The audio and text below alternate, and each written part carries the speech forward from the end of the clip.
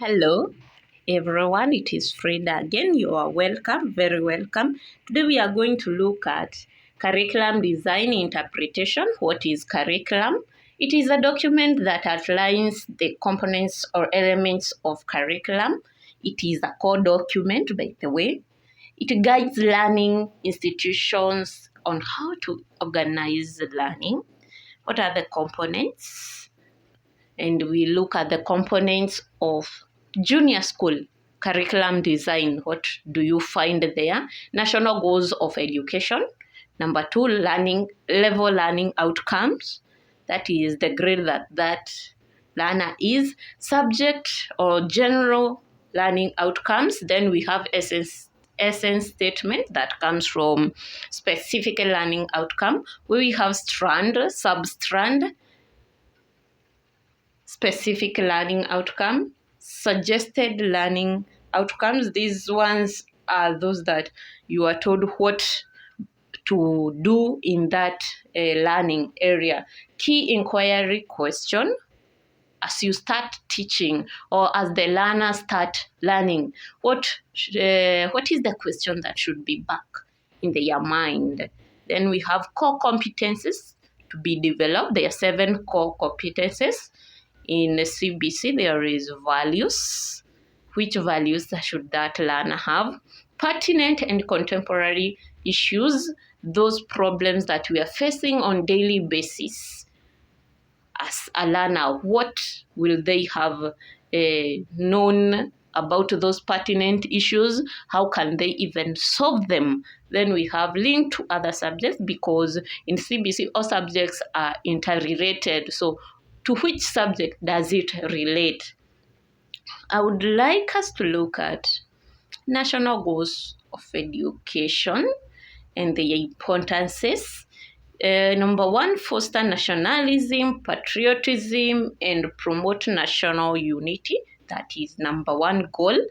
This one is seen where the public in the private school all use one curriculum, one medium of instruction, common national assessments, non-formal activities like drama, music, clubs, and games. They all do them in the same way. Also participating in national events, learning history, and government. The second one is promote social, economic, technological, and industrial needs of national development. Now, this one is seen where through education we raise people's productivity and their creativity, which ends up in promoting entrepreneurship, economic, and social progression. It also improves income distribution. The third one is where we promote individual development and self-fulfillment. This one is very important. Now, this child's potential and interest and abilities are developed, and they have high esteem. This one eliminates fear and the shyness, and they end up to have courage and confidence when they are approaching life. The fourth one is promote sound moral and religious values. That one is seen where it motivates good behavior. And also when we come to religious morals like courage and love, they are all promoted in this. Then the fifth goal is promote social equity and responsibility. There is equal access to public resources. There is gender parity. There is social inclusiveness. And we are able to reduce poverty through equity. Also, we are able to join community activities.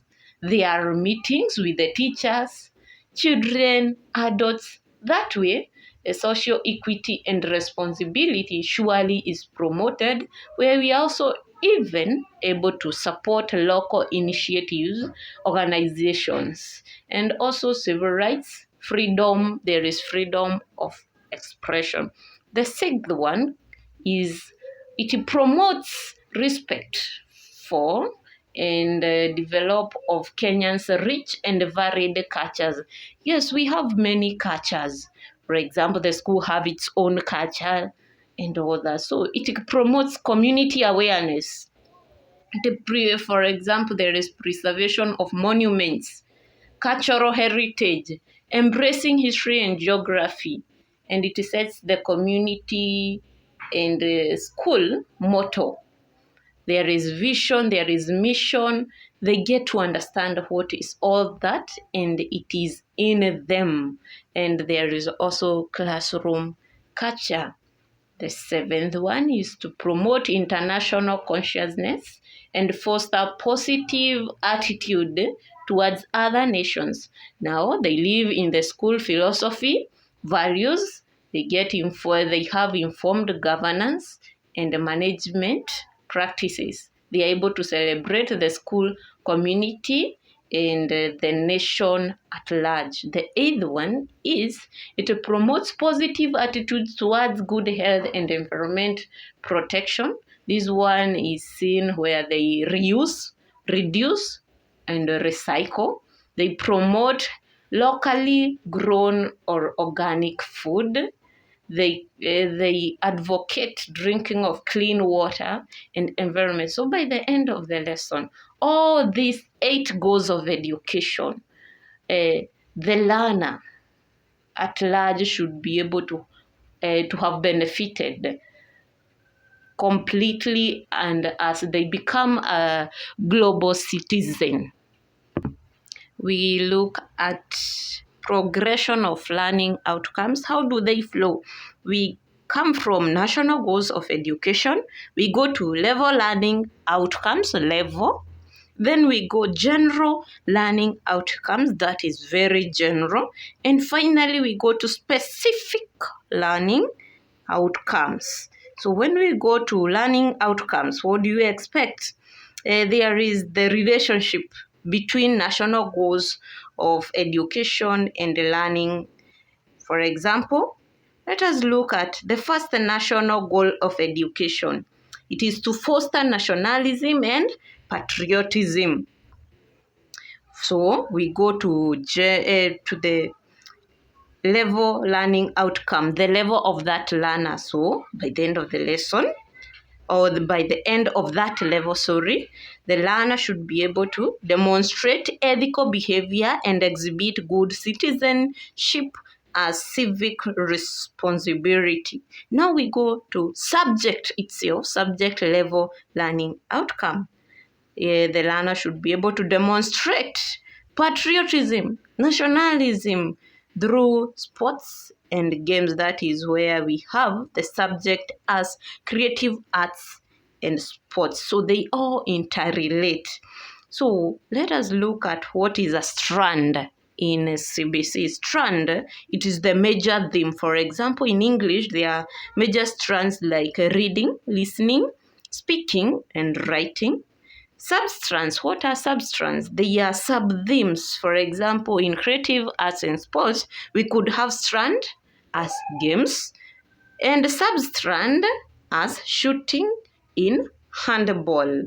Then we go to how do you form specific learning outcomes? Remember, CBC, it is all learner-centered and activity-oriented. Therefore, in specific learning outcome, you must have a verb which illustrates what actions learners need to engage in to demonstrate the competencies that we spoke about.